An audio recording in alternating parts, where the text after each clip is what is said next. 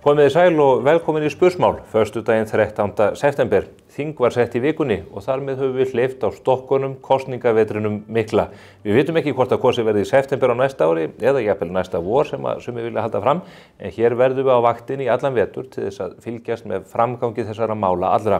En það framgangur í fleiri málum. Á forsíðu Morgunblaðsins í morgun sjáum við hreint svakalegar myndir sem útskýra betur en fyrr hversu nærri hið nýrunna hraun á Reykjanesi Reykjanesbrautinni og íbúabyggð í norðri.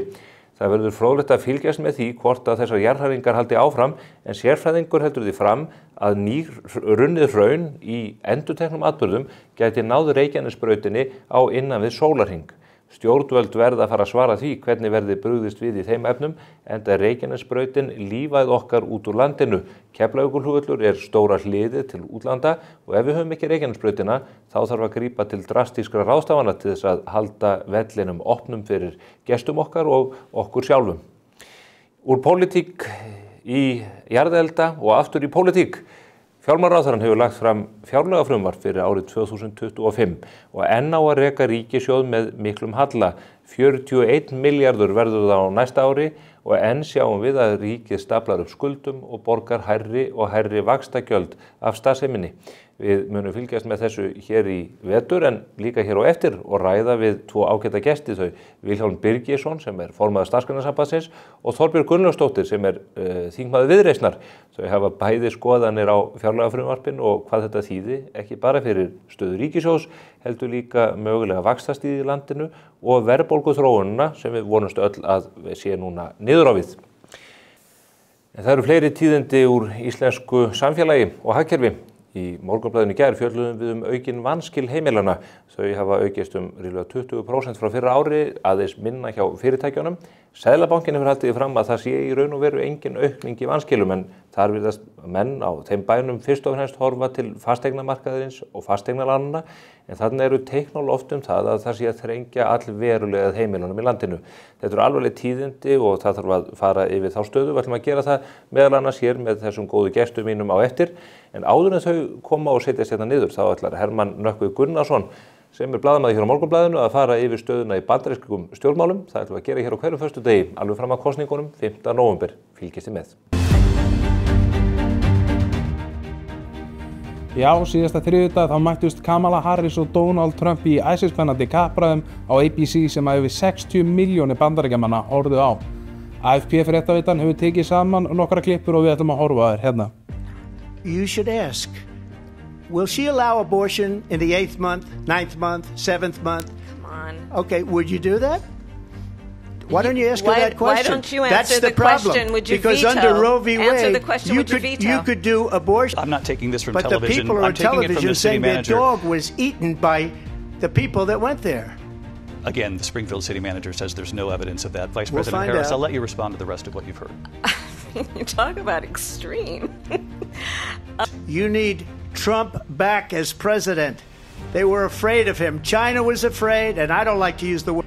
I think probably her boss, if you call him a boss, he spends all his time on the beach.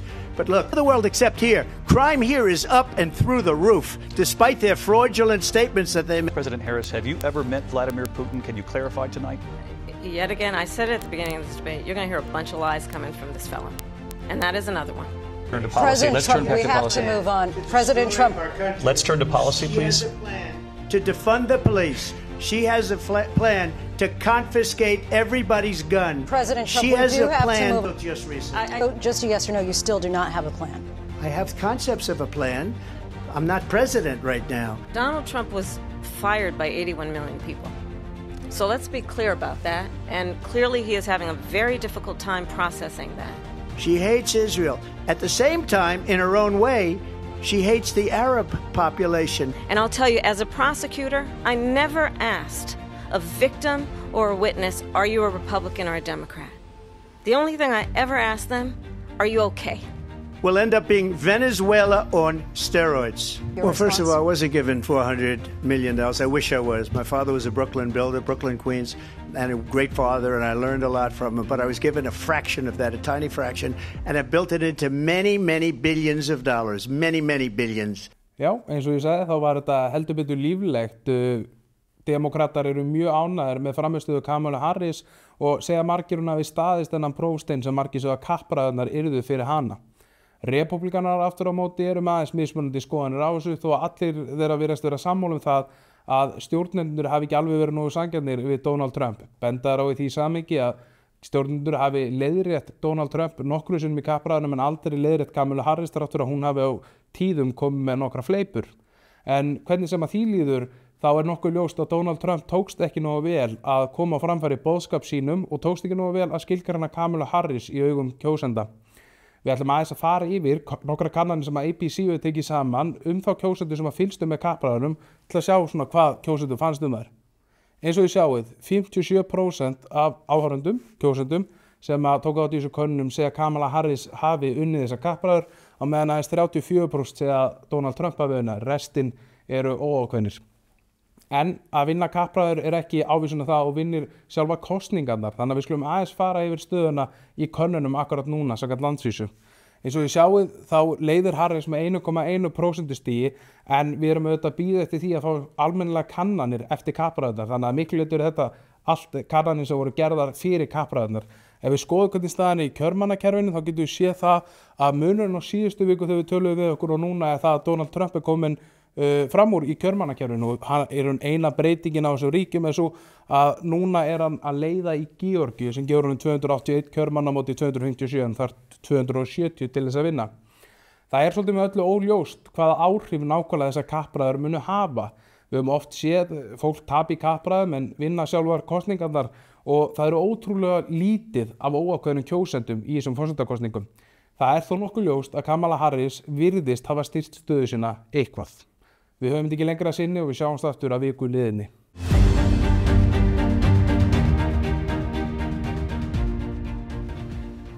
Já, þetta var Hermann Nökkvi Gunnarsson hér á Morgunblaðinu að fara yfir stöðuna í kjölfar kappræðnanna í Bandaríkjunum síðastliðinn þriðjudag. En ég komin hér með tvo góða gesti sem myndu sóma sig vel í hvaða kappræðan sem Það eru þau Vilhjálmur Birgisson sem formaður Starfsgreinasambandsins og formaður Verkalýðsfélags Akraness og Þorbjörg Gunnarsdóttir sem alþingismaður fyrir Viðreisn. Komið sæl og blessuð. Já, gaman að sjá ykkur. Sömuleiðis. Hvernig leist ykkur svona á þessar aðfarir vestanhafs á aðfara, eða þetta var aðfaranótt miðvikudagsins? Já, aðfarir held ég. Já. Sko, ég myndi segja mjög gott sjónvarp. Skemmtilegt.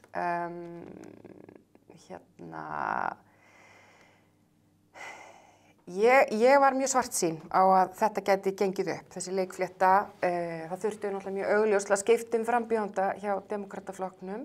Sumir segja hjá báðum flokkum? Já, einlaglega sammála því, en þú veist, ólíklegra til að gerast. En Demókratar gerðu þetta, skiptum leiðtoga og allt rennsli eftir það hefur verið mjög fínt. Flokkurinn hefur fylgt sér á bakvið hana og svona ásýnd og áferð í lagi. Og talað það í bandarískum fjölmiðlum að þetta próf þyrfti hún að standast. Og svona fyrstu mælingar sýna alveg að hún gerði það. Það málmanna að hún hafi unnið. Og Trump útilokar aðrar kappræður? Það segir líka sitt, sko. Og ég meina eins og vorum að grínast með frammi, ég meina ótrúlegt einhvern veginn að þú veist, þetta ríki, þú veist, skilgreina sig sem heimsveldi og hér menn að bara ræða í fúlustu alvöru sko morð á eða dráp á gæludýrum sem svona einhverju þungamið í þessum debatt. Sem afleiðingu af óheftri innflytjendastefnu? Sem afleiðingu óheftri innflytjendastefnu og ég náttúrulega sem kattareiðandi hlustaði. Já. Og lagði við hlustir. Nei, ég veit ekki hvað ég segja, mér finnst Trump náttúrulega að vera stjörnugalinn maður og hætta fyrir heimsbyggðina alla ef hann gæti unnið. Og mér finnst að segja því miður ansi mikið bandaríska þjóð að það sé raunverulega hætta því að hann geti unnið þessar kosningar. Var heimsbyggðin í hættu 2016-20 þegar hann var forseti síðast? Já. Með hvaða hætti? Ég lít á Donald Trump sem hættulegan mann. Og mér finnst hann ekki vera eins og víni sem batnar með árunum. Sannarlega ekki. Það eru bestu vínin náttúrulega. Hvað segir þú, Vilhjálmur? Ég bara mjög ánægður með að það virðist vera eins og Bandaríkjamenn hafi komist að þeirri niðurstöðu að Kamala Harris hafi staðið sér betur en hann í þessu kappræðum. En það kom svo sem fram í þessu innslagi að það virðist ekki skipta hann einu höfuðmáli því að langstæðsti hluti Bandaríkjamenn búin að taka ákvörðun hvað þeir ætla að kjósa.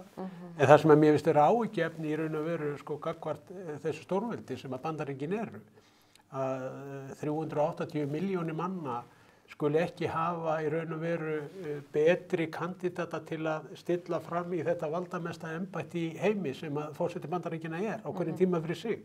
Við vorum með Donald Trump og síðan vorum með John Biden. Þetta í raun og veru algjörlega galið að í svona stórri þjóði sem Bandaríkin að það hefði ekki verið hægt að finna betri frambjöður en ég tek undir með Þorbjörgu varðandi það að ég stuðningsmaður Kamala Harris því að mér finnst bara það nægir mér að horfa á 1, 2, 3 viðtöl við Donald Trump til að sjá það að þarna einhver einstaklingur í mínum huga sem gengur ekki alveg á öllum. Það bara mitt mat.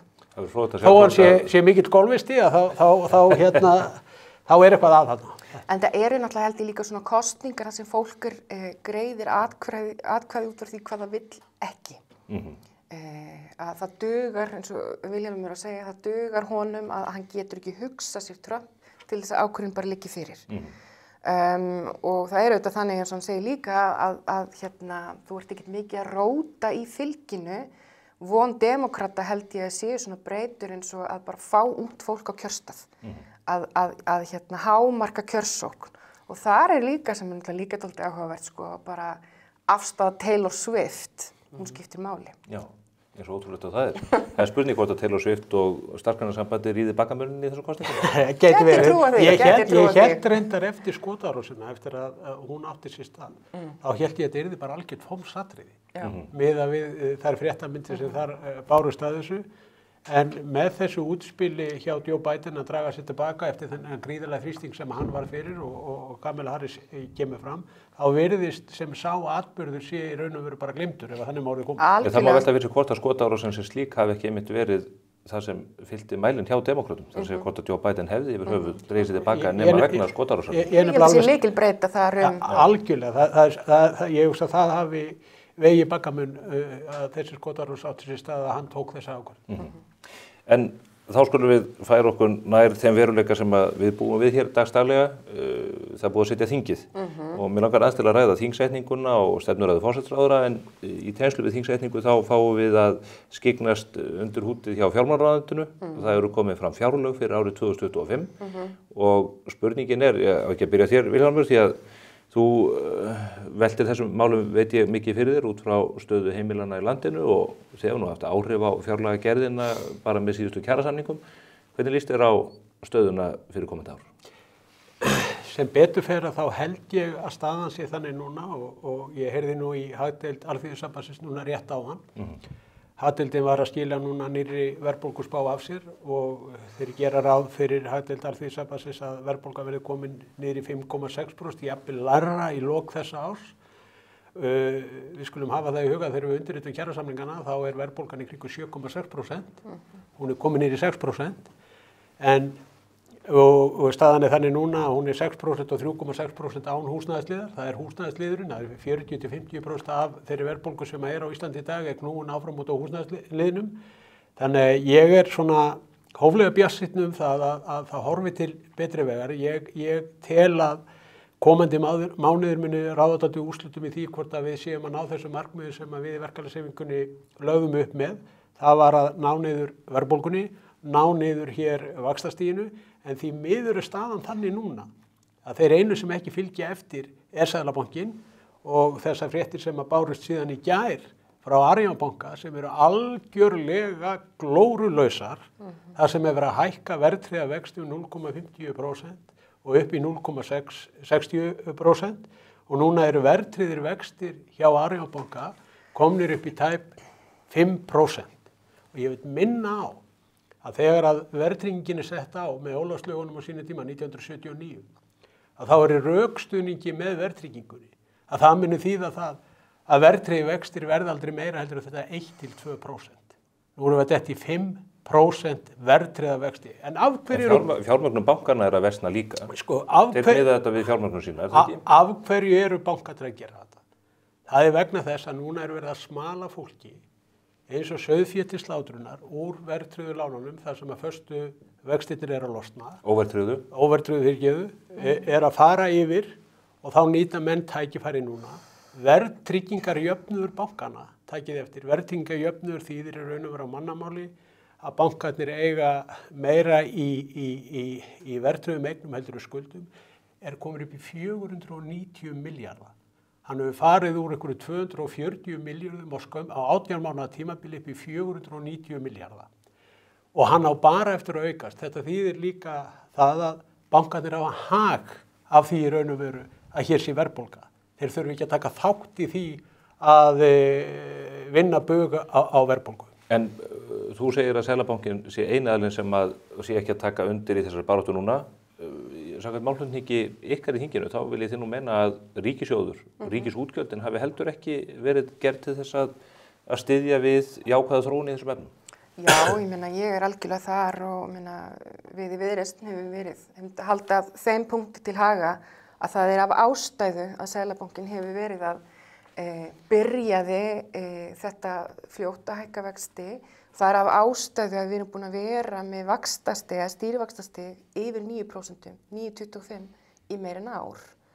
Það hefur auðvitað líka með samspilið að gera við ríkisfjármálin. Seðlabankinn segir þetta sjálfur og bara í umsögnum við síðustu fjármálaáætlun, umsögnum við síðustu fjárlagafrumvarp, þá segja þetta sirka allir aðrir en fjármálaráðherra. Fjármálaráð. Alþjóðagjaldeyrissjóðurinn hefur gefið þeim svona heilbrigðisvottorð? Það? Mér fannst það dálítið frjálsleg túlkun hjá fjármálaráðherra þegar til dæmis hefur að tala þið talið eitthvað aðhald en það aldrei útfært hvernig og þeir settu spurningamerki við það. Það bara svona í gríninu, þú veist, ég var óbúslega til að missa 10 kíló en ef ég set mér engin markmið hvernig ég ætla að gera það, þá bara staðan svo sem hún og við horfum upp á. En þú veist, og líka varandi verðbólguvæntingarnar og þá saknaði ég stolti hjá fjármálaráðherranum að bara nú leggur fram þitt frumvarp og með stolti skýran og tæran tón það við hverju þú býst í kjölfarið.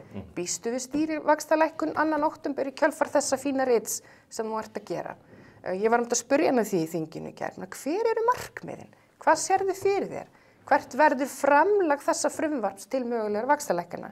Mjög óljós svör og bara þetta randum að allt sé þetta koma. Og þegar ég sitt allt þetta koma í samhengi við tölvupóstuna sem við erum að fá, þá finnst mér þetta pínu ræðanum, þú veist, akkur borðaðu ekki bara kökur. Við vitum líka, varðandi verðbólguna, hún aðeins að fara niður og það eitthvað tal núna að taka húsnæðisliðin út og allt þetta, breytir ekki því að allir greiningaraðilar eru sammála því að það sé fyrst haustið 26 eftir 2 ár sem við verðum komið niður á þessum markmiðum sem sett eru 2,5% verðbólgu. Þau markmiðin nást reyndar aldrei. Nei, en það þýðir þó að við erum kannski að horfa á 80 mánaða samfellt verðbólgutímabil. Eitt að lengsta í sögunni og það bara ekki hægt að tala með þeim hætti að það hafi ekki neitt með aðgerðir fjármálaráðherrans að gera aðstæðan sín svo sem. En verkefnisforysta, þið kallið aldrei eftir auknu aðhaldi í ríkisfjármálum, þið bara það hlakkar í ykkur í hversin sem að þeir útdeila verðmætunum með hinum og þessum hætti. Já, reyndar kommentir á það að við gerum fjármagnar aðgerðirnar í kjarasamningum. Ég kann svara þessu. Í fyrsta lagi var ég nú bara í viðtali í gær í Morgunblaðinu þar sem ég var að biðla til launafólks að veita stjórnvöldum og sveitarfélögum meira aðhald. En af hverju gerir þið það ekki? Ég ekki hluta verkalýðshreyfingunni? Jú, en þú varst að biðla til almennings? Ég hef svo sannarlega gert það og ég hef oft talað það að það mikilvægt að ríkisvaldið á hverjum tíma fyrir sig og sveitarfélög fari vel með skattfé og ráðstafi þeim fjármunum og forgangsraði. Ég tel okkur í verkalýðshreyfingunni núna til dæmis það sem við gerðum í síðustu kjarasamningu og ég blæs á það þegar að vera að tala eins og formaður Samfylkingar hefur sagt að þeir eru ófjármagnað þessi kjarapakki. Hann bara ekkit ófjármagnaður. Af hverju? Einfaldlega vegna þess að launakostnaðar ríkissjóðs eru 330 milljarðar. Það var gert ráð fyrir að laun á þessu ári myndu hækku 9%. Við erum að semja núna við allan vinnumarkaðinn eins og leggur sig, líka opinbera starfsmenn upp á rétt rúm 4%. Þetta þýðir lægri kostnaðar hjá ríkinu í formi launakostnaðar sem nemur í kringum 15 milljörðum. Hvað var kjarapakkin á þessu ári? Hann var í kringum 15 milljarða. Þannig að bara þessi aðferð sem við erum að stíga þarna, að semja hófstilltari launahækkanir gegn því að miðla þeim fjármunum betur til þeirra sem að nauðsynlega þurfa þess, eins og til dæmis barnafólks, þar sem við erum að hækka barnabætur á samningstímanum með 18 milljarða. Við erum að lagfæra hér fæðingarorlofssjóð úr 600.000 upp í 900.000. Þetta allt fyrir atbeina verkalýðshreyfingarinnar. Það verkalýðshreyfingin og við erum allt Þú ert bara að tala um útgjaldaauka. Þú ert bara að tala um útgjaldaauka, ég var að spyrja út í aðhaldið í ríkisfjármálum. Ég byrjaði á því að segja að við erum að spara ríkissjóði 15 milljarða á því að hafa lagt fram þessa launastefnu sem við gerðum. Því að inn í fjármálaáætlun var gert ráð fyrir 9% launahækkun á árinu 2024. Raunin verður rétt rúm 4%. Það nákvæmlega sama gildir hjá sveitarfélögum. Þetta áætlun, Vilhjálmur. Þetta er áætlun sem gerður ráð fyrir. Þó að þú hækkir laun bara 6% en ekki 9%, þá er það samt sem áður útgjaldaauki. Ég er að spyrja þig. Stefán, ætlar að skamma okkur fyrir það að við í verkalýðshreyfingunni tökum ábyrgð það. Einir, takk þetta. Þetta er aldrei huga skammaði, Vilhjálmur. Ég er að spyrja, þú vilt ekki svara spurningunni. Hvar viljið að ríkið dragi saman seglin til þess að draga úr verðbólguþrýstingum? Það er að segja úr útgjalda þenslunni sem það er að næga að taka þar. Það eru 160 stofnanir hjá ríkinu. Kjara tölfræðinefnd Viltu fækka ríkisstarfsmönnum? Það þarf að grísja þar. Ég ætla bara að segja það alveg hér og nú. Förum aðeins í þetta. Hvað sagði kjara tölfræðinefnd núna sem skilaði vorskýrslunni? Hvað eru hæstu launin? Þau eru hæst grunnlaunin eru hæst hjá ríkisstarfsmönnum. Reglulegu laun eru líka hæst og heildarlaunin eru líka hæst. Þetta er ekki eðlilegt. Þú ert í röngu bransa. Býtu, og það sé ég ekki skil þegar að opinberu félögin er að tala jöfnun laun á milli markaða. Þessar tölur liggja algjörlega fyrir og hver eru réttindin? Vitið hvaða hópur það er? Eini hópur á íslensku vinnumarkaði sem ekki fengið styttingu vinnuvikunar. Vitið hver það er? Það er verkafólk á íslensku vinnumarkaði. Það er eini hópur sem ekki fengið styttinguna. En hefur þú ekki brugðist á þessu? Ef allir hinn eru búin að ná þessu fram, þetta stendur að þitt fólk situr eftir. Við svo sannarlega gerðum það að kröfu núna í síðustu samningum að ná þessu gegn, en af því að við tókum þessa ákvörðun að fara þessa hófstilltu leið með það markmiði að ná að laga tilfærslukerfin hér, koma fjármunum til þeirra sem höllustu fæti standa, þá bökkum við með þessa kröfu í bili. En hjá opinberu starfsmönnum þá er orlofið 30 dagar, veikindarétturinn miklu lengri, uppsagnarnefndin til staðar, þetta eru allt réttindi sem þannig að jöfnun laun á milli markaði, ég skil ekki þá kröfu. Þú talar að grísja opinbera starfsmenn, hvað heldur að sé hægt að ganga langt í því? Ég er nú ekki inn í, niður á Alþingi, þannig að ég hef ekki yfirsýn nákvæmlega yfir það. Ég er alveg viss það er hægt að fara betur með fjármuni skattgreiðenda, það er alveg ljóst og ekki bara hjá ríkinu heldur líka hjá sveitarfélögunum. Það er alveg ljóst. Það er svo mikilvægt fyrir launafólk að horfa á launaseðlinn sinn og horfa á alla skatttekjurnar sem það er að borga í hverjum einasta mánuði fyrir utan síðan allan virðisaukaskattinn. Launaskatturinn er hvað næst hæstur af tekjustofni ríkissjóðs. Ég vil líka ná í fjármagn. Ég vil ná í fjármagn til dæmis hjá fjármagnseigendum. 20 hæstu fjármagns þeir sem eru með 20 hæstu fjármagnstekjurnar eru með yfir 30 milljarða í fjármagnstekjur og það þetta borgar ekki eina einustu krónu til sveitarfélagsins. En er það ekki eitthvað sem hægt að breyta með lögum? Á að vera löngu búið. Já. Þorbjörg, þið hafi verið gagnrýnin á ríkisfjármálum, hvað myndu þið vilja sjá gert öðruvísi í þessum fjárlögum? Það er 41 milljarðs halli áætlaður með við reiknistokk fjármálaráðuneytisins að þá getur nú bara orðið hagnaður af rekstri ríkisins með við áætlanir síðustu ára. Hvað viljið þið gera? Hvað viljið þið fara betur með peninga ríkisins? Við höfum verið skýr með þetta alveg í nokkur ár og reyndar bent á það hjá þessari ríkisstjórn því það er alltaf bent á heimsfaraldur sem eitthvað, ef ég tala sem gamall saksóknari, sem fjarvistarsönnun. En þá er þetta hin hliðin sú að það var halli fyrir heimsfaraldur og það verður halli eftir heimsfaraldur og það hefur verið faraldur í fjárlögum þessari ríkisstjórnar alla tíð. Við hefum meðal annars verið að tala fyrir þessu sem að Vilhjálmur er að nefna að við erum með fleiri ríkisstofnanir á Íslandi heldur en Danir. Auðvitað er hægt að fara í sameiningar þar og mér finnst að sameiningar þar ekki að vera með formerkjum ríkisstjórnar en það sem það er alveg marg tekið fram að við erum að sameina en sannarlega ekki til að spara peninga. Aldeilis ekki þannig.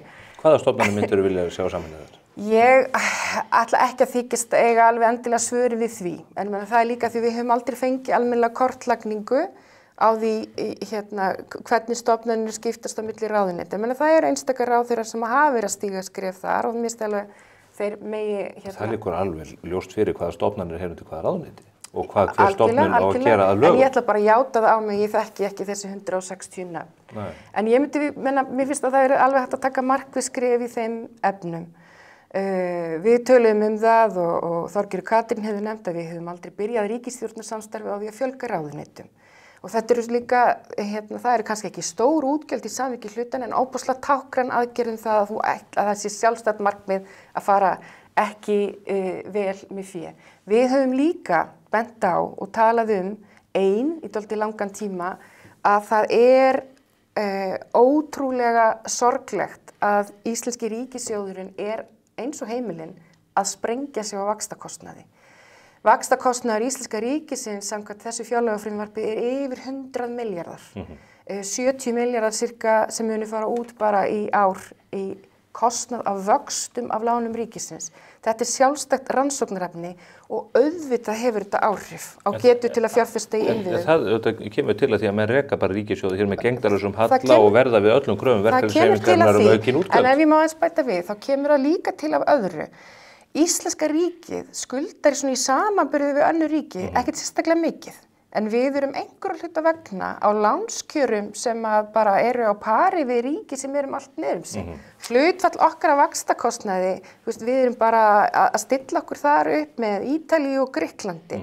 Það þarf að skoða það hvers vegna lánskjör íslenska ríkisins eru þau sem þau eru. Hluta þeirra sögu held ég sé krónan. Ítalíu og Grikkland eru evru.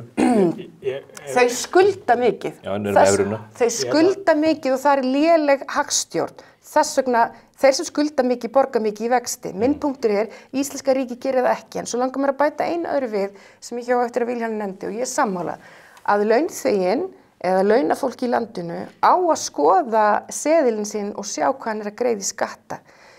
Því íslenskur almenningur og ekki síst íslensk millistétt er að borga mjög háa skatta í alþjóðlegum samanburði. Ég hef verið að nefna þetta í fjárlagaumræðunni núna undanfarin ár.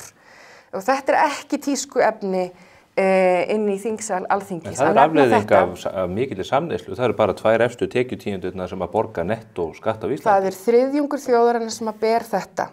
En þetta finnst mér líka, þegar skattar eru þetta háir, þá ætti þeir auðvitað að vera að skila einhverjum heilbrigðum rekstri og þjónustu í heilbrigðskerfinu, löggæslu, samgöngum, við þekkjum þessa upptalningu sem er á pari við Norðurlöndin, svo er ekki. Þannig ég held að það þurfi líka að fara að ræða fílinn í stofinu og nú vona ég þú fáir ekki aðsvið því ég nefni aftur gjaldmiðlinn okkar. Þannig örgjaldmiðl, ég er mjög dugleg og gerir það þennan föstudag líka. Ég þekki þær greina líka í mókanum, alltaf gaman að lesa þær. Er það ekki? Jú. Já, ég ætla að koma þess inn í þetta. Þú segir að duglegri við að verða við kröfum verkalýðshreyfingarinnar og það kemur fram í fjárlagafrumvarpinu, þetta eru 15-18 milljarðar sem eru til að styðja við þennan kjarasamning til langs tíma, takið eftir. Við erum að gera kjarasamning til 4 ára. Við erum með frið á íslensku vinnumarkaði til næstu 4 ára. Hvað kostaði aðgerðapakki vegna COVID? Kíkið á skýrsluna, 450 milljarðar. Það var nú gett þess að fólki að störfum í landinu. Já, og líka fengun og fyrirtæki þar sem voru búin að greiða sér 20 milljarðar út í 20 milljarðar. Þið fara alltaf í vörð þegar kemur að landinu var bara lokað. Já, en þetta er 450 milljarðar aðgerð. Það er nefnilega alltaf þannig að þegar er verið að tala hina ríku, ef að þannig márið komast, þá næri að nefna endurreisn bankan á sínu tíma sem kostaði 414 milljarða þegar var að vera að endurreisa bankakerfið. En það var ekki nokkuð skapað hlut að gera handa heimilunum á þeim tíma. Ekki neitt. Það er alltaf þannig þegar kemur að það var gert í leiðréttingunni. Það var gert í leiðréttingunni 2014. Það var Sigmundur Davíðs sem gerði það. Hann var svo eini sem héldi fram og hann stóð við það. Það sem ég ætla að fá að færa talið að næst er þingsetningin og eiginlega atvik í tengslum við þingsetninguna. Þið, Vilhjálmur, í verkefnisforystunni, bæði opinberi markaðurinn og almenni markaðurinn, boðað til mótmæla með gríðarlega stórum orðum það að það væri allt á heljarþröm, samfélagið væri komið að þannmörkum og það væri alveg við það að sjóða upp úr. Það mættu örfáar hræður á Austurvöll til þess að bakka upp þennan málflutning ykkar og stór hluti þeirra var nú reynda komið til þess að mótmæla aðgerðum Ísraelshers á Gaza sem tengist ekki íslensku efnahagslífi með einu öðrum hætti. Þið virðist ekki hafa hljómgrunn í samfélaginu við þessa dræmu mætingu? Við víst hljómgrunn í íslensku samfélagi og það sem að var verið að mótmæla þarna, Stefán, fyrst og fremst það vaxtastig sem að íslensku neytendum boðið í þessu landi. Neytendur mættu ekki? Sko, ég ekki með skýringun á því. Ég ætla bara að segja alveg hreint út. Það liggur algjörlega fyrir hvernig verið að fara með íslenska neytendur íslensk heimili. Með þessu við erum ekki búin að fara yfir það. Þetta eru stóru málin sem eiga verið brennidepli. Það hvernig íslenskt fjármálakerfi Ekki draga fjöður yfir þetta, Vilhjálmur. Þið boðið með gríðarlega stórum orðum til mótmæla við þingsetningu. Þar sem þið segið að allt sé á heljarþröm og það hlustaði enginn á ykkur. Hvað veldur því? Ég bara að segja það, Stefán, að það geta verið kannski margvíslegar ástæður fyrir því, en það liggur alveg fyrir að það er ekki nema að horfa á nýjustu tölur núna frá Motus, þar sem að alvarleg vanskil íslenskra heimila að aukast 20,1%. Alvarleg vanskil fyrirtæki að aukast 6,5%. Það alveg hreint og klárt að það háa vaxtastig sem hér að soga allt súrefni frá heimilunum yfir til fjármálakerfisins sem bólnar út eins og enginn sé morgundagurinn, þar sem að reyna vaxtatekjur bankan að aukast þetta 15 til 20-25%, vaxtamunur að aukast og mér það mjög minnist þetta þegar að stjórnvöld tók á ákvörðun það að afnema hér bankaskattinn á sínum tíma, þá var það vegna þess þetta átti að vera aðgerð til að minnka bankamun. Hann var 2,6% á en 3,1% núna. Ekki áhyggjuefni í ljósi alls þessa sem þú telur upp og enginn ber brigður á? Ekki skamma fólki sem mætti. Ég að skamma ykkur sem boðuð til mótmælana en enginn hlustað á. Ég að spyrja af hverju fáið þið ekki meiri hljómgrunn? Þetta bara sanngjörn spurning. Af hverju færið þið ekki meiri hljómgrunn fyrst að staðan svona skelfileg? Hver heldur þessi skýringir?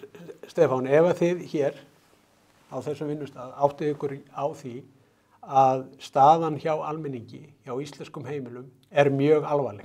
Það ekki það spurningin snýst svaraðu bara spurningunni. Við getum ekki svarað henni.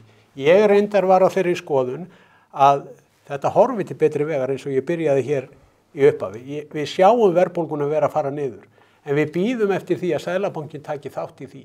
En ég spyr mig líka að því. Og það kannski eitthvað sem að stjórnmálamenn þurfa að svara. Hví í ósköpunum við dýrasta land í heimi? Hví í ósköpunum við alltaf með 2-falt til 3-falt hærri vexti heldur þau lönd sem viljum bera okkur saman við? Hvað það sem veldur því?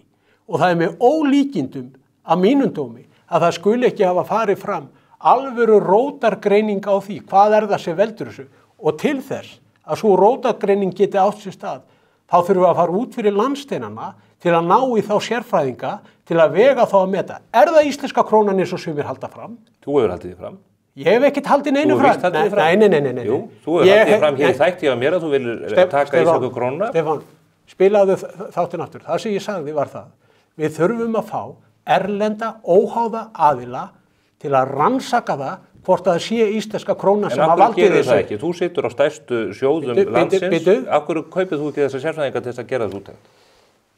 Ég óskaði eftir því við Samtök atvinnulífsins að við myndum fara í þetta saman. Af hverju gerur þetta ekki bara sjálf? Ég einn og sér. Já, það nú aldeilis. Af hverju gerir þið það ekki hjá Mogganum?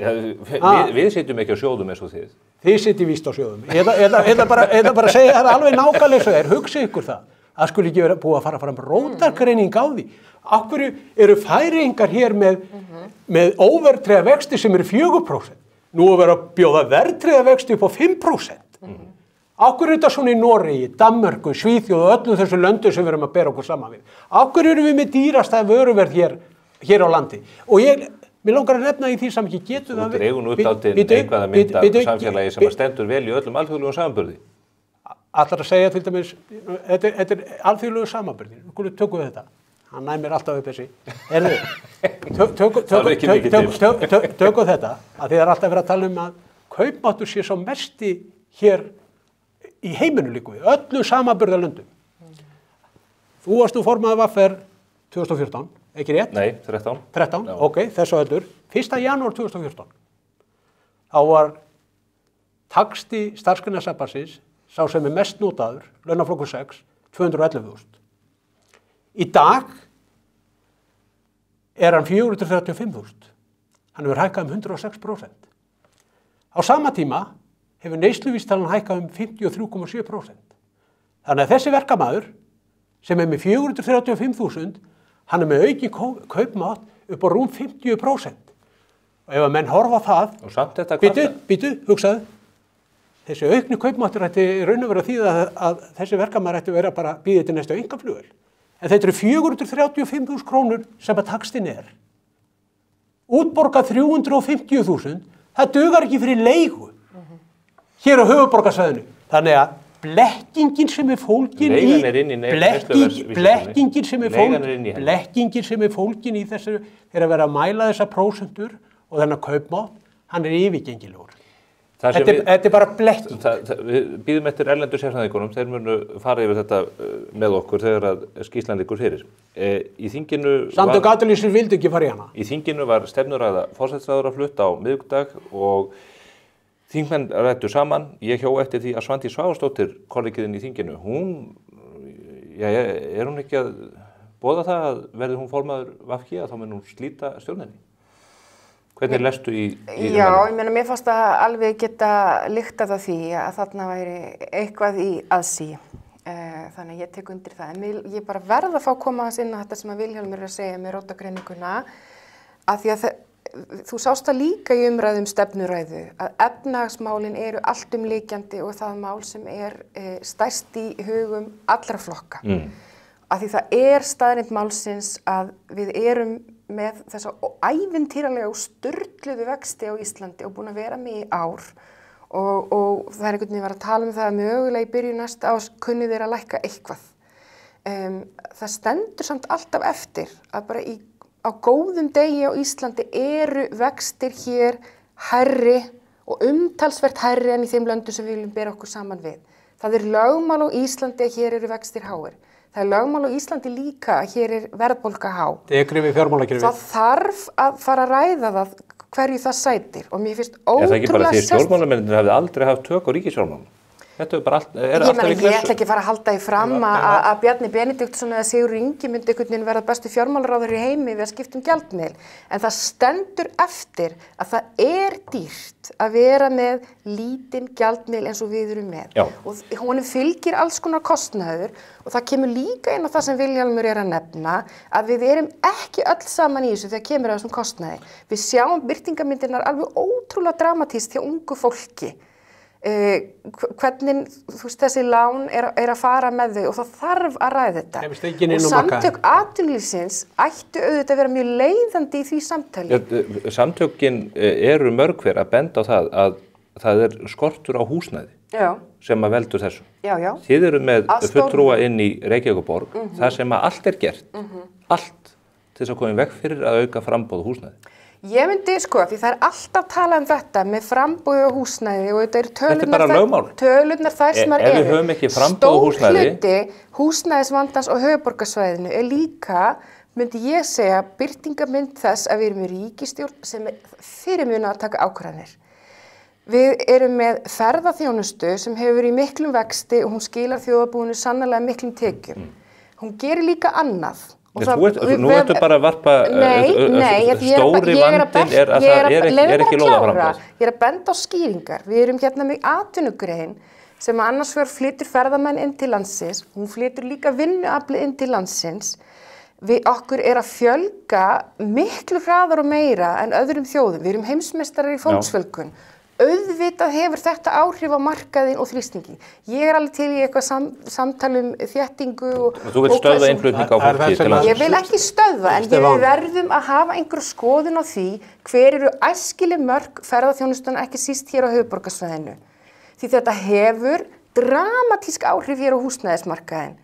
Raunverð húsnæðis á 10 árum, raunverð húsnæðis á 10 árum hefur tvöfaldast. Reykjavíkurborg kemur í veg fyrir að vaxtamörkin það má vel ræða það, en stóra myndin samt sú sem hún hvað okkur að fjölga hratt og það þessi atvinnugrein sem á mikinn þátt í því og þá þarf að ræða það hver eru æskileg efri mörk þessara greinar því þetta hefur áhrif á húsnæði fyrir fólk í borginni, ungt fólk og maður heitir miðaldra fólk sem að bugast yfir tilhugsunum að krakkarnir, þeir fara aldrei heimann. Ég spurði út í ætluð ríkisstjórnarslit og það kom ekki óvart að þú skildir færa umræðuna að evrunni. Ég skal svara því. Nei, býtu, sko nú tíminn búinn nefnilega. Ég með eina loka spurningu. Vilhjálmur Birgisson, þú mærðir hér Sigmund Davíð Gunnlaugsson fyrir framgöngu hans eftir kosningarnar 2013. Það styttist í kosningar. Ert þú á leiðinni framboð? Ég á leiðinni framboð? Já. Ég hef ekki tekið neina ákvörðun það. Kemur þetta til greina? Ég í mjög góðu starfi núna. Þú búin að vera lengi í því? Já, ekki komið tíma á það sem að menn kallar second career? Ég bara mjög góðu starfi, þannig ég ekki fann að hugsa slíkt. Hafa stjórnmálaleiðtogar haft samband við til þess að kanna flöta því þú farir í framboð? Ég ætla ekki að netta því. Úr fleiri en einu flokki? Ég ætla ekki að netta því. Ég svara þessi, þetta hefur verið nefnt við mig og það hefur verið gert 2013 og það hefur oft verið gert við mig. Margoft. Kemur þetta til greina? Ég bara, eins og segi, það veit engin framtíð sína fyrir nöllir ef þannig má komast. Það bara, eru ærin verkefni framundan til þess að koma íslensku samfélagi til betri vegar og þar fjármálakerfið númer 1, 2 og 3 því að það ekki hægt að láta þetta viðgangast lengur. Ég ætla bara að lokum Stefán að fá að segja þetta. Að frá árinu 2015 til 2019 var verðbólga á Íslandi að meðaltali innan við 2%. Innan við 2%.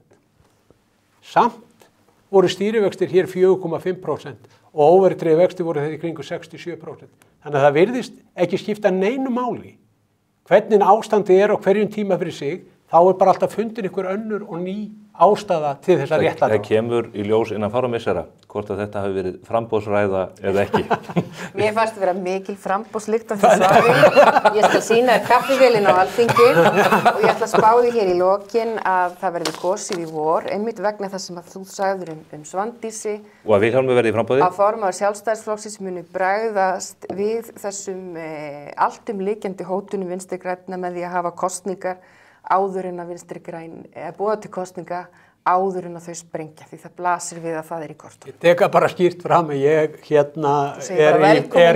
í frábæru starfi og ég held ég myndi ekki þrífast þarna inni þar sem einhver svona meðvirkni og þú þurfir að gefa eftir í öllum málum annarkvort sko. Þú þarft þess ekki neitt. Þú stendur bara með sjálfum þér. Það það sem að vantar á Alþingi. Það vandamáli. Menn standa ekki, margir hverjir. Við getum bara tekið hvalamáli sem dæmi. Þessi ríkisstjórn ætti raun og veru ekkert að vera ennþá á lífi. Ef að menn hefðu staðið með atvinnufrelsi einstaklinga og fyrirtækja. Menn hefðu ekki kjark til þess eins. Sem þáttastjórnandi hér geti allavega fullyrt að þú yrði mjög góður í málþófin á þinginu. Vilhjálmur Birgisson og Þorbjörn Gunnarsdóttir, þakka ykkur kærlega fyrir að mæta hér í fréttavikunnar að þessu sinni. Við þingmennirnir þökkum fyrir. Við verðum hér eftir örstuttar auglýsingar með Heiðrúnu Lind Marteinsdóttur sem fyrirtækjastjóri fyrirtækja í sjávarútvegi, samtaka fyrirtækja í sjávarútvegi, sem að einhverju kalla fiskikóngin í dag og við hlökkum til þess að fara yfir það með henni, hvort að sjávarútveginu sé að greiða nægjanlegt afgjald af auðlindinni í hafinu eða ekki. Fylgist þið með.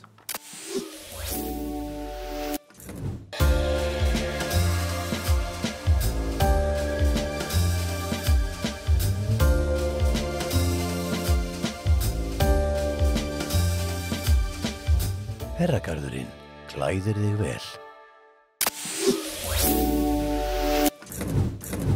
Hingað komin Heiðrún Lind Marteinsdóttir sem framkvæmdastjóri samtaka fyrirtæki í sjávarútvegi. Þau stíga ölduna þessa dagana í kjölfar þess að Bjarkey Olsen Gunnarsdóttir, matvælaráðherra, kynnti til sögunar áform breytta lagasetningu eða nýja lagasetningu sem miðar að því að taka hærri veiðigjöld af sjávarútveginum en nú raunin.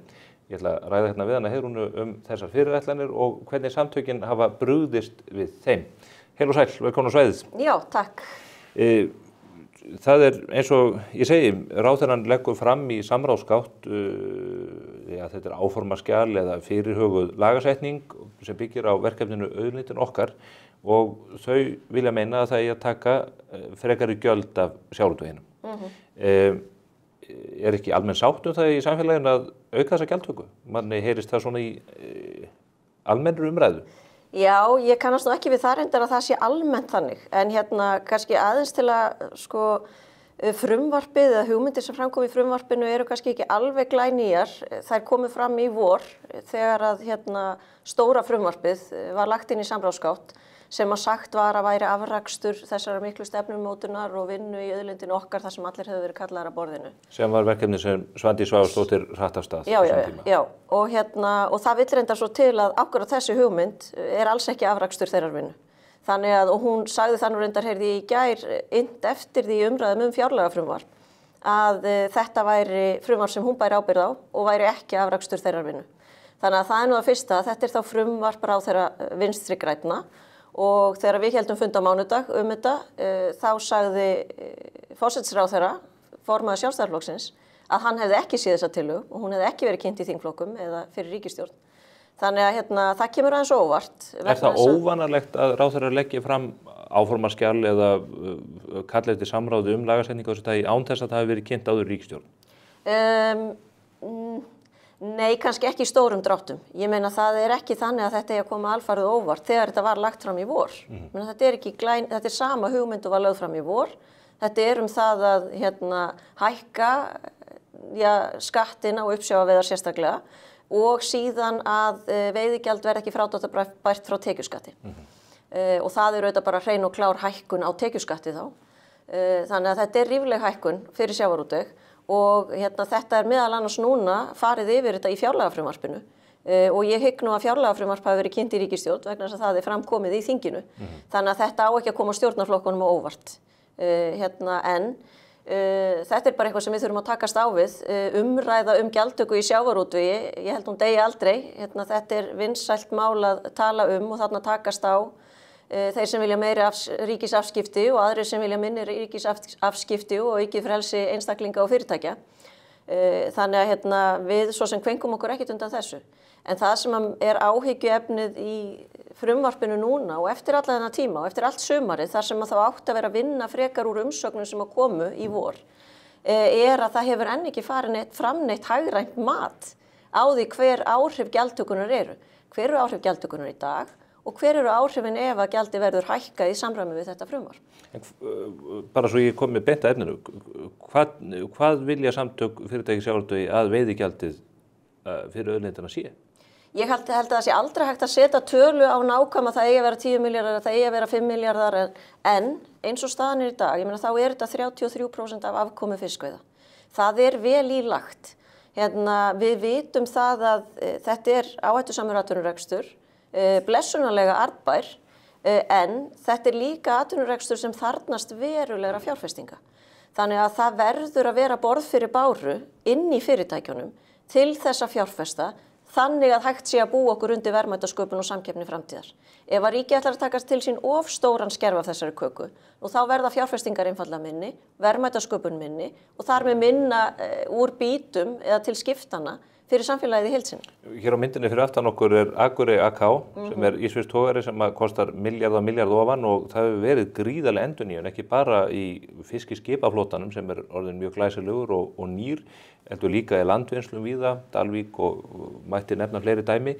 Það nú ekki til marks það að þessi atvinnugrein hafi átt í erfiðleikum með að fjármagna nýsmíði eða koma fjárfestingum af þessu tagi. Sko, atvinnugreinin þetta eru mörg fyrirtæki og fjölbreyttur atvinnurekstur í sjávarútvegi og í fiskveiðum. Það eru lítil fyrirtæki og það eru stór fyrirtæki. Okkur hættir til að horfa einvörðungu til þeirra sem eru mest áberandi. Fjárfestingar hafa verið blómlegar, klárlega. 22 voru fjárfestingar rétt rúmið 30 milljarðar króna, þá bæði einmitt í skipum og í vinnslu. En fjárfestingar þurfa að vera vel yfir 20 milljarðar króna. Bara í endurnýjun skipa og tækja borð í skipum. Árlega? Árlega. Þannig að við séum að halda dampi. Skipaflotinn ennþá tiltölulega gamall.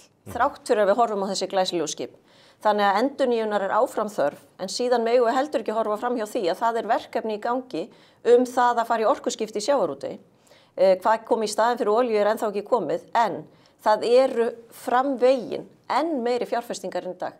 Bara það að fjárfesti í nýrri tækni til þess að spara olíu, það getur þýtt kannski 20, 30 upp í 50% dýrara skip. Þannig að ef að skip kostar 7 til 8 milljarða í dag, segjum bara frystitogari, að þá getur það vel farið yfir 10 milljarðar króna, eitt frystitogari. Þannig að þetta eru mikla fjárfestingar sem að þurfa að eiga sér stað og þá verður maður auðvitað að gæta þess að ríkið taki ekki of stóran skerf til sín þannig að það verði ekki borð fyrir báru til þess að fjárfesta. En of stór skerfur eða of lítill skerfur, Birgir Þór Runólfsson nefndi það á þessum fundi hjá ykkur á mánudaginn að hagnaður af útgerðinni og útgerðarstarfseminni á ári væri svona jafnaði 30 til 40 milljarðar. Við höfum verið að sjá veiðigjaldið rokka kannski frá, ég var að segja 69 milljörðum. Er það sanngjarnt hlutfall? Ef við skoðum hreinan hagnað fiskveiða, þá var 26 milljarðar króna þar bil 2022. Það segir að þetta sé að jafnaði 30 til 40 milljarðar? Ég meina það bara sannanlega hefur verið gott árferði í sjávarútvegi, en á móti kemur þá að það hefur runnið dágóðu skerfi til ríkisins og við horfum alltaf bara á veiðigjaldið. En bein opinber gjöld sjávarútvegs eru til muna meiri. Þá erum við að tala tekjuskattin líka og þetta fjármagnstekjuskatt af arðgreiðslum, skattekjur þeirra sem vinna í sjávarútvegi og svo framvegis. Ef að við lítum til hagnaðar og arðgreiðslna, því að maður heyri það, já það er alveg borð fyrir báru og ég heyri það nú hjá matvælaráðherra í gær þegar í fyrirspurnum um fjármálafrumvarpið og þessar skattahækkanir, að hún sagði að hagnaðurinn væri bara verulegur og arðgreiðslur væru miklar á sjávarútvegi. Sko, í hvaða samhengi er það? Ef að við lítum til arðgreiðslna sem hlutfall af hagnaði úr sjávarútvegi, ef við skoðum meðaltal síðustu 10 ára, 2013 til 2022, þá hefur það verið 31%, 33% í sjávarútvegi. Af atvinnulífinu í heild sinni, að undanskildum sjávarútvegi, þá er það 41% af hagnaði í arðgreiðslur. Þannig að arðgreiðslur úr sjávarútvegi eru til muna minni en í hagkerfinu heilt yfir. Og einhverjum kann að finnast það bara í lagi, en það getur líka verið áhyggjuefni upp á það að fjármagn leiti í sjávarútveg. Við erum í samkeppni fjármagni líka og það er það sem að meðal annars bendir á í skýrslunni sem við birtum á mánudaginn sem að Dr. Ragnar Árnason, prófessor emeritus og Birgir Þór Runólfsson skrifuðu, að það er þessi brenglun atvinnuhátta, að það sé ein atvinnugrein skattlögð umfram aðrar. Að það brenglar hvert fjármagni leitar í atvinnulífinu. En ber þetta vott það að það hafi einhver brenglun á sér stað af völdum veiðigjaldsins? Þeir tala bara veiðigjaldi almennt, ekki breytingarna sem við fyrirhugaðar. Veiðigjaldið að brengla þetta, það veldur því að atvinnuveiðirnir verði ekki eins albærir og standa ekki jafn vel. Sjávarútvegurinn stendur mjög vel. Ef að hagnaðurinn af fiskveiðunum 30 til 40 milljarðar á ári, þá augljóslega mikil umsvif. Þetta mjög arðsöm atvinnugrein. Er óeðlilegt að þeir sem að eiga auðlindina eða hafa yfirráð yfir henni, sem það bara hið fullvalda ríki Ísland, segi, já þið með 40 milljarða hagnað, uppsjávar veiðarnar að skila almennt mjög miklu þó að það sé upp og niður, ekki alltilega að hækka veiðigjaldið úr 33% í 45%? Já, það bara valið spurning og eins og ég segi, það hefur aldrei verið þannig frá sjávarútvegi og mér finnst það stundum líka verið að leggja okkur orð í munni að álykta út frá því sem að sagt er. Það hefur aldrei verið þannig að sjávarútvegur segir við eigum ekki að greiða fyrir að afnota þessu auðlind. Það er alveg viðurkennt og aldrei tala um það að það er afnema lögum veiðigjald. En að bara segja, við verðum að meta þetta í samhengi við reksturinn. Og það eru miklar fjárfestingar í sjávarútvegi og við getum ekki tekið of mikið út úr því. Það að það sé 29 milljarðar króna hagnaður af fiskveiðum og að ríki taki til sín af því 7 til 10 milljarðar króna, það dágóð summa. En ef við ætlum að skoða bara virt tekjuskattshlutfall, af því að í raun veiðigjaldi ekki annað en tekjuskattur en heitir annað, en þetta tekið af afkomu, að þá erum við að segja að virt tekjuskattshlutfall af fiskveiðum 58%. Þá eftir þá 42% til þess að fara í fjárfestingar, greiða út arð og svo framvegis. Þannig að þetta hefur verið ágætisjafna, en þetta tekur í við og við, því að það árar ekkit alltaf vel í sjávarútvegi. Þú segir eins og nefnir, stundum afkoma af uppsjávarveiðum til bara mjög blómleg, en við sjáum líka árferði þar sem mjög erfitt og við erum einmitt bara að upplifa þá tíma akkúrat núna. En þá borgar menn ekki veiðigjaldið? Já, ef að það algjör lónubrestur, ég meina þá engin afkoma það árið og þá verður 0 krónu veiðigjald 2 árum síðar. Það má alveg diskutera það. Áður var það þannig í lögum að það var aldrei lægra en tiltekið lágmarks krónutala á kíló. Þetta bara eitthvað sem að löggjöfin þarf að ákveða og hefur ákveðið. Þannig en ég meina, þú greiðir þá ekki veiðigjald vegna þess að þú ert búin að vera með bara fjárfestingu og fólk í stoppi í 1 og jafnvel 2 ár. Þannig að þá kannski eðlilegt að það sé eitthvað svigrúm þegar hlutir fara af stað aftur, að þú hefur beðið ákveðið tjón bara við það. Að þú náir ekki að nýta þessa fjárfestingu þína. En ég meina það ekki bara loðna sem kemur og fer. Ég meina við náðum ekki að klára makrílkvótan okkar núna vegna hvers, jú þetta mjög stutt vertíð, þetta vandasamt að ná þessum tegundum á mjög stuttum tíma. Það geta bilað skip á miðri vertíð eins og gerist núna og við erum með tiltölulega lítinn en rosalega skilvirkan flota og þá leiðir það bara til þess að okkur tekst ekki að ná þeim kvóta sem höfum sett okkur. Margt sem bendir til að þorskurinn sé að gefa enn frekar eftir, það eru uggvænlegar tölur sem að maður sér af nýliðun, sérstaklega í þorskstofninum.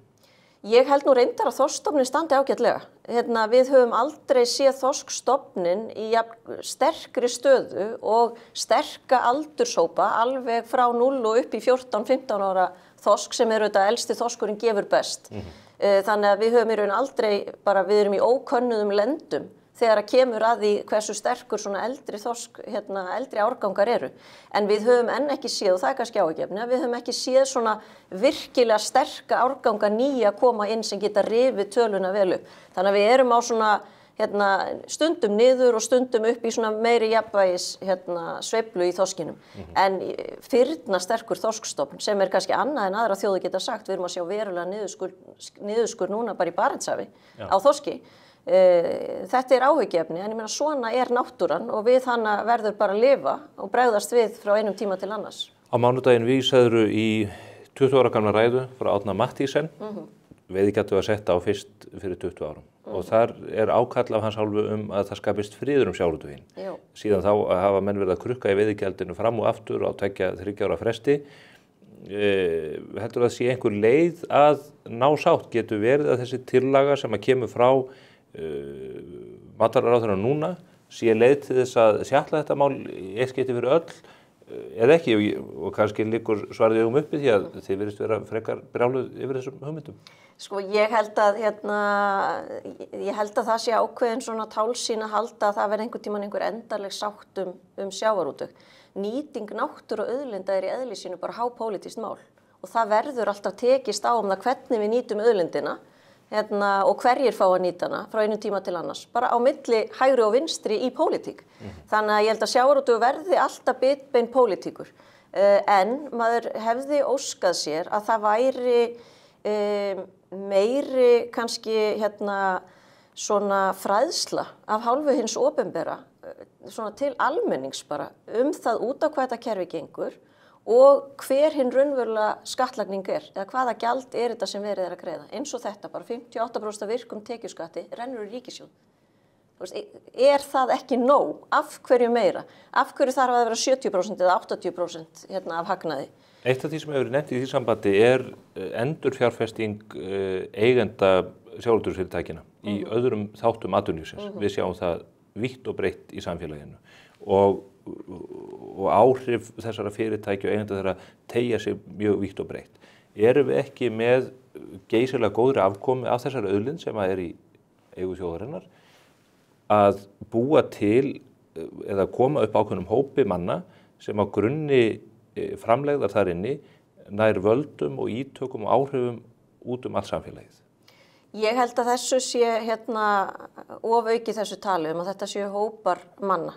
Það eru einstakir aðilar sem að hafa hagnast vel á sjávarútvegi og hafa svo sem gert þetta að sínu ævistarfi og bara gott og vel, þeirra fyrirtækjum hefur gengið vel. En ef við horfum aftur bara til þess hverjar eru arðgreiðslur úr sjávarútvegi sem hlutfall af hagnaði, þá þetta bara eðlilegt og þetta eðlileg ávöxtun fjármuna og vinnu sem hefur farið að byggja upp þessi fyrirtæki. Og þetta kemur auðvitað ekki bara af nýtingu auðlindarinnar. Þetta kemur af bara þjónustu, viðskiptavinni, sölu, markaðssetningu. Þetta ekki bara hægt að hengja þetta á auðlindina. Þannig að ég myndi ekki sjá offsjónum yfir þessu. Við erum líka núna, ég meina það eru fyrirtæki sem eru komin á markað, ég meina það eru 3 stór sjávarútvegsfyrirtæki komin í kauphöll, þá með dreifðara eignarhald og fleiri sem hafa aðkoma að þessu, meðal annars lífeyrissjóðir. Það eru líka 2 svona burðug fyrirtæki sem eru í svona kaupfélagseign sem þá dreifð eignaraðild á þeim svæðum þar sem þau eru. Þannig að eignarhald í sjávarútvegi svona tiltölulega dreift og ólíkt frá einu fyrirtæki til annars. En Það eru þetta stórir kjölferstu fjárfestar í öllum þessum félögum sem að þú nefnir líka í Kauphöllinni. Ef þú nefnir Ísfélagið, Síldarvinnsluna og síðan Brim, að þá eru þetta fyrirtæki sem að eru metin að markaðsvirði í dag á 450.000 milljónir. Þess að núverandi eigendur sem eru þessir hópar sem ég að vísi, ef að þetta fólk myndi seljast út úr greininni einni svipan, þá eru það 450 milljarðar.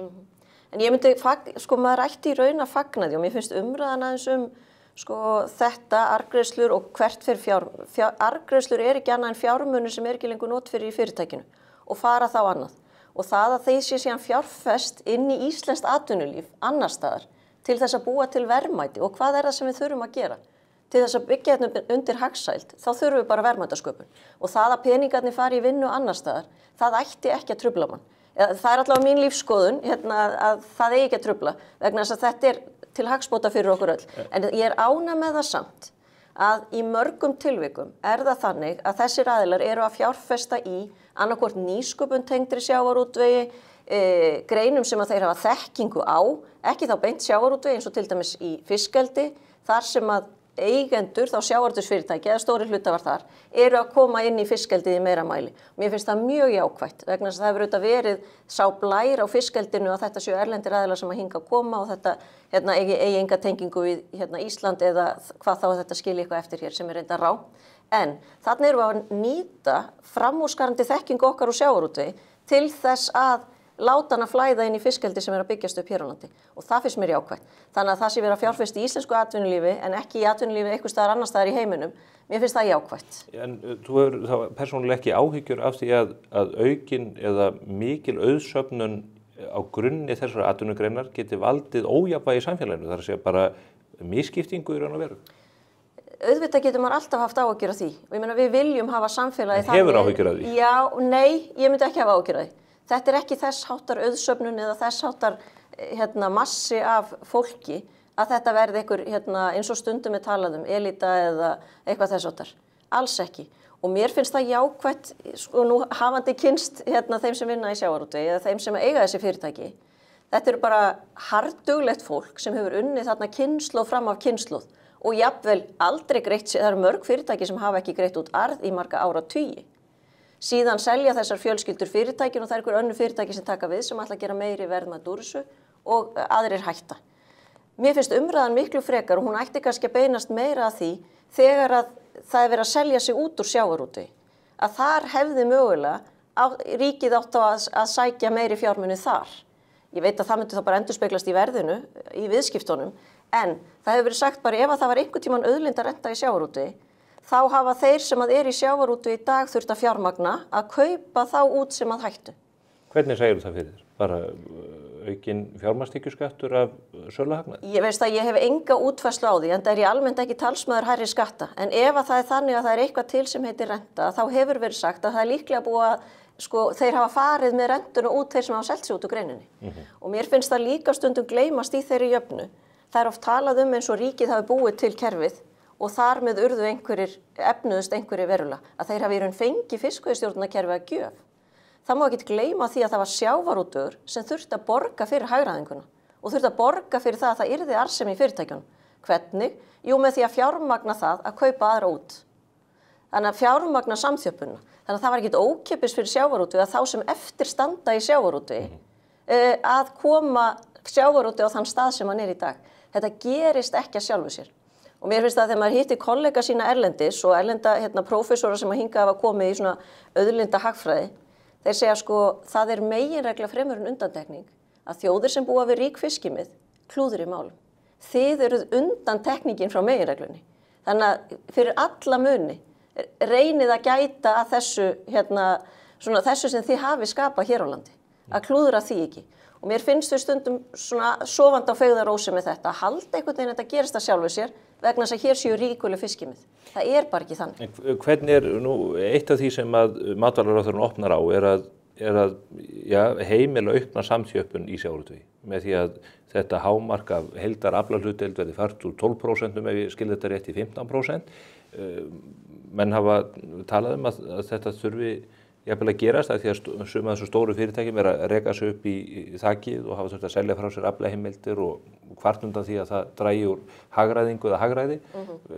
Er það svona skiptimynt sem að þið getur fellt ykkur við hærri skattlagningu? Sko í fyrsta lagi hefur sjávarútvegsráðherra núna dregið þetta tilbaka og hún mun ekki leggja fram frumvarp sem að hækka þetta upp í 15%. Þannig að það er þá væntanlega út af borðinu. En samtökin hafa ekki tjáð sig með þeim hætti að það eigi að auka hámarkshlutdeildina úr 12 í 15. Það er hins vegar þannig að það að hafa hámarkshlutdeild í öllum tegundum er í raun óframkvæmanlegt. Vegna þess að þá getur sá aðili sem kannski komið nálægt þakinu, hann getur sveiflast bara innan ársins nokkrum sinnum vegna þess að það getur stór loðnuvertíð eða engin loðnuvertíð eða samdráttur í ísu eða hvað það getur verið. Það er engar ákvarðanir sem að þessi aðili tekur sem leiðir til þess að hann getur þurft að selja sig niður. Þetta er auðvitað mikið svona skortur á fyrirsjáanleika í rekstri sem er þannig að þú þurfur jafnvel að selja frá þér heimildir innan árs. Þannig að samtökin hafa alltaf talað fyrir því að það færi betur á því að afnema hlutfall af heild og hafa bara hlutfall í stærstu tegundum. Men þetta er ekki margar tegundir sem að skapa mestu verðmætin hér á landi. Og við erum nú þegar með þessi hámörk. Er ráðherrann opinn fyrir þessu? Ég meina þetta frumvarp er ekki lagt fram núna og þetta er ekki á þingmálaskrá. Þannig að ég vænti þess að ráðherra sé þá ekki hrifinn af þessu.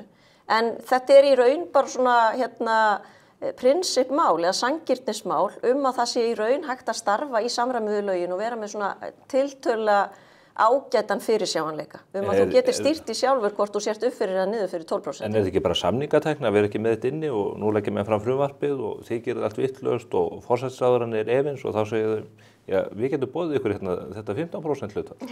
Ég myndi gera það þannig. Jú, þú ætti kannski að vera á þingi, en ég er ekki að sjá fyrir mér að þetta fari fram. Úr því sem komið að það er búið að velja þarna móla og ég skal bara segja það nákvæmlega eins og er. Þetta eru mólar sem eru hagfelldir Vinstri grænum. Þetta er ekki mólar sem ég tel að sé samstæðu í ríkisstjórnarflokkunum. Og ég meina það er þegar komið í ljós vegna þess að forsætisráðherra tjáði sig með þeim hætti á fundurum hjá okkur og honum hugnaðist ekki eða honum fyndist þetta sérkennileg tillaga til skattahækkunar eða hækkunar og gjaldtöku í sjávarútvegi. Þannig að þetta er svona verið að velja þá bita sem að eru hagfelldar stefnu Vinstri grænna og það var í raun það sem við sögðum í upphafað yrði niðurstaðan. Hvers vegna að fara í alla þessa vinnu sem heitir auðlindin okkar og í því yfirskini allt setja einhver mikil stefnumótun og allir fá að eiga sæti við borðið og allt þetta þegar á endanum er þetta hinn pólitíska ábyrgð ráðherra og hann er ekki að fara að leggja fram frumvörp sem eru í andstöðu við hans eigin stefnu. Þannig að eðli máls samkvæmt verða frumvörpin alltaf VG-leg.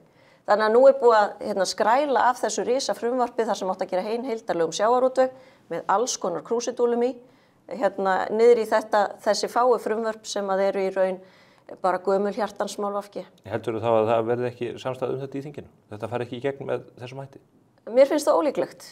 En mér finnst það ólíklegt ekki vegna þess að þegar maður horfir til stefnu flokkana að sumir eru hafa efasemdir aukna skattheimtu og svo framvegis, en líka bara þegar að kíkt er betur undir húddu og einhver raunveruleg greining fer fram á þessari tillögu sem hefur ekki farið fram, að þá hljóta menn að sjá að það sé orðið mikil ofur skattlagning ef að það eiga að fara 83 krónur af hverjum 100 frá uppsjávarveiðum til ríkisins og eftir eiga að setja 17 krónur í fyrirtækinu til þess að fjárfesta og greiða út arð og það sem þarf að gera inn í fyrirtækinu. En sá flokkur sem að fer með himinskautum í könnunum núna og líklegastu til að leiða næstu ríkisstjórn, þau tala mjög óbeskátt það að þau eru nákvæmlega til í þessa gjaldheimtu.